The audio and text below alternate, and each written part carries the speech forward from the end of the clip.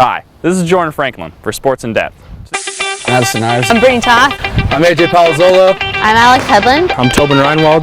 This is Cody Vance. I'm Tyler De La Fuente. My name is Dylan Flynn.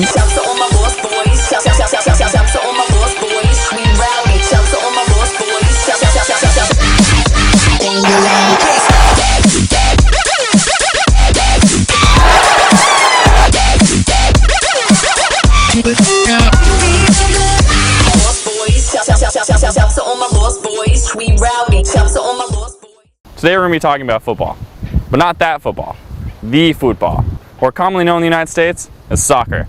So let's kick things off. Soccer can be dated all the way back to China in the 2nd century BC. The modern-day game we know today took off in 1863, when 11 representatives from 11 football clubs in London met and formed the Football Association, which, at first, allowed both rugby style and camper style, which didn't allow carrying the ball. However, the FA eventually banned carrying the ball, separating rugby from soccer. The game was brought to the United States in the 1870s through Ellis Island and made its way into Boston, where the first football club in the nation, Oneida Football Club, was formed. In 1904, the governing body, FIFA, was created, and the first World Cup was held in Uruguay in the same year. One of the #1 ways to score in soccer is the set piece. So here's the HC head coaches to explain the set piece. It depends on your opponent and how they want to set up. You want to be able to put your players in positions to where they can get on the inside shoulder of them or the advantageous side of the ball. You got 2, 3, 4, 5, 6, 7 players, up to 8 players involved in it. Set pieces win and lose games. Set pieces are like free throws in basketball.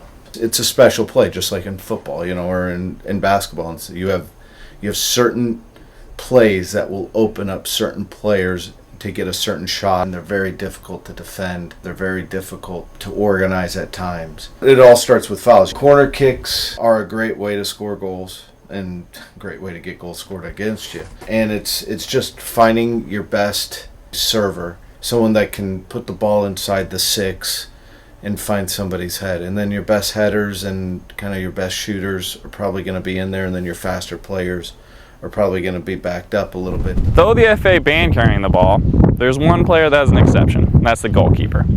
So here's HC women's goaltender, Brittany Toth.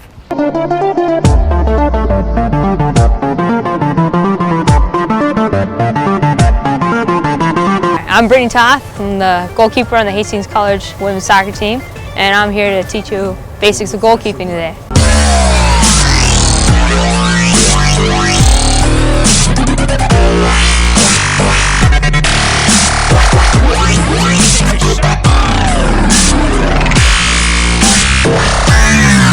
There really is no set position, but I've always been set to just get on your feet, hands up, shoulder width apart.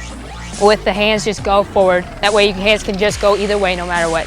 You always want to be light on your feet, so bending the knees, just always ready no matter what.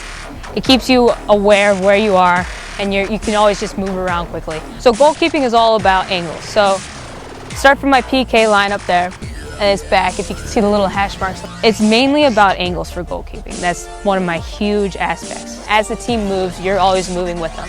So you're always staying in with the game. You're always staying focused no matter what. And it's just kind of goalkeeping is all about mentality. So you need to find that little niche on how to keep with it. I love to talk to my players. I love to know where they are, who's on who, where the ball is in relationship to your teammate, and just basically following where the play is going throughout the field. There's different types of diving. There's collapse dives. There's forward dives. Start getting down on the ground there. There's extension dives. And there's actual back tipping dives. Collapse dives is the simplest dive of it all. Step forward, ball's coming at you, and then you just slide across. The forward dives is basically the same thing, but forward. So extension dives. The most important thing about an extension dive is the step forward. It's the power step, is what I've always been taught. If you get a good step forward and you go up, you're gonna get more power in your dive, and you're gonna get more extension into it. Obviously, just horizontal, full out body in the air, saving it. It's honestly, if you can accomplish that dive, it's the best feeling in the world. Well played by Brittany Toth. So the back tipping is also one of my favorite dives. This is one of those dives where the ball's being sunk in and they want to actually go to tip you in. So you're leading the ball over the crossbar post in some way with the palm of your hand. It's all in the footwork in general. So a ball's coming from the top of the 18 and it's being crossed in. So your footwork, you're obviously stance, ready to go.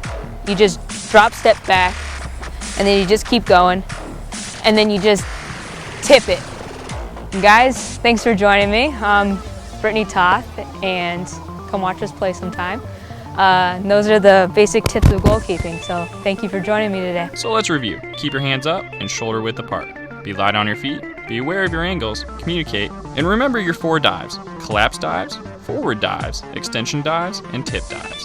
So that's all the time we got today, guys. This was Sports in Depth, and I'm Jordan Franklin. I'm gonna go practice some set pieces.